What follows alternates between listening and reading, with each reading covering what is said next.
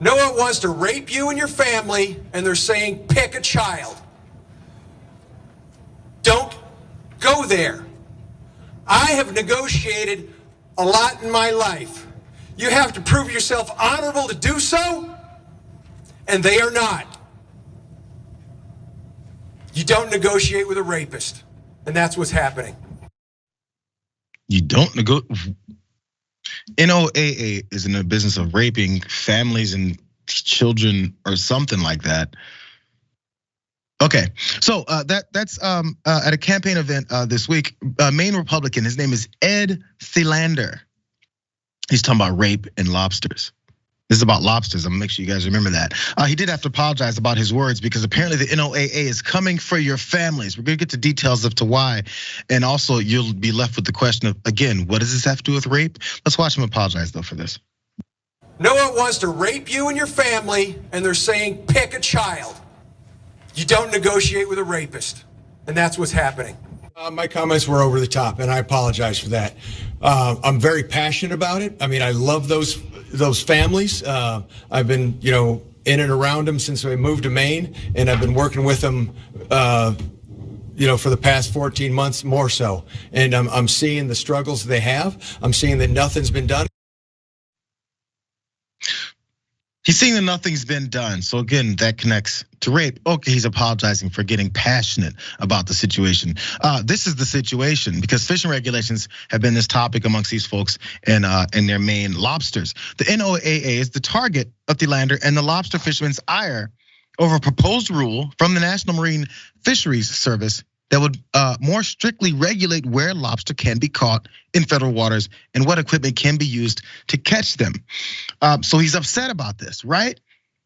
That was on a campaign event. So you would think that you'd be talking about your opponent must disagree with this whole thing, or maybe they agree. That's, I think, where he's not letting everyone know because his opponent does agree with this whole thing. So it's a bipartisan issue. They're both against this entire thing because of the industry. So think about it in those terms. So Pingree said during Wednesday's debate that this is his opponent, that she also opposes NOAA's proposal, and that a hit to lobstering would negatively affect her family and community. So don't say I'm not passionate about it, is what Pingree said to Thelander. I appreciate your apology, and I think it's a very good thing to do.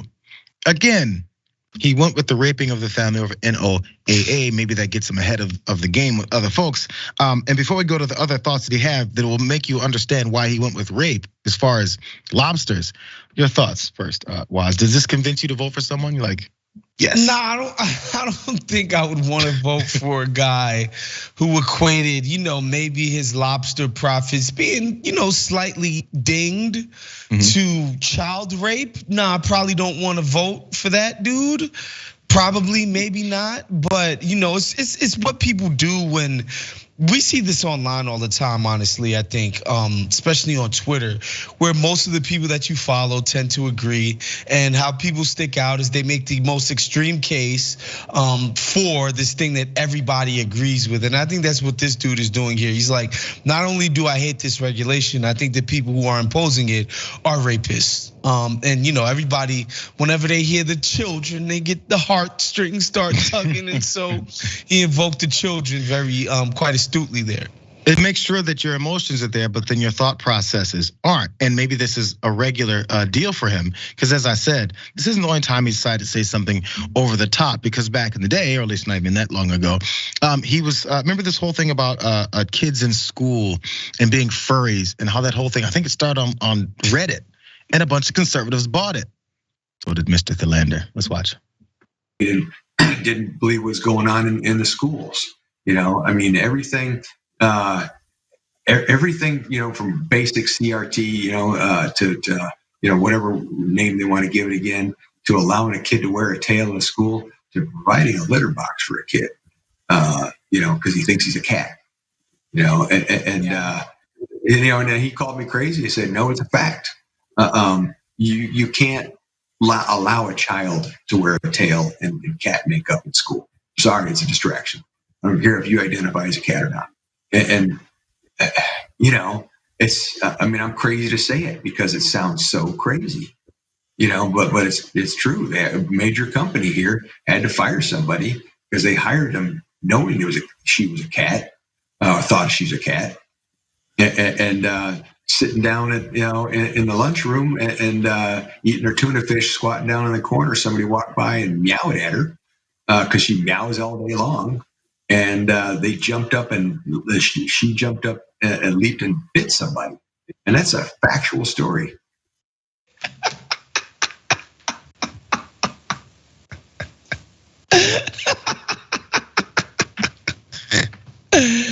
This guy was so earnest there too. Like he really tried to sell it like, no, this really happens at our children's schools and we need to step in and take care of this, Jayar. The kids are gonna get scratched and sooner or later these cats are gonna just take over the school. We can't have that. They're gonna be playing with yarn and they're gonna go crazy for laser pointers and it's happening with adults. It's just gonna be crazy. It's happening with adults. This one was in the corner with her can of tuna meowing at everyone. And if someone walked by and brushed her, she would scratch them. It's a dangerous situation. If you have to say 4 times in 3 sentences that this isn't a lie and this is straightforward, normal, it might be absolutely ridiculous.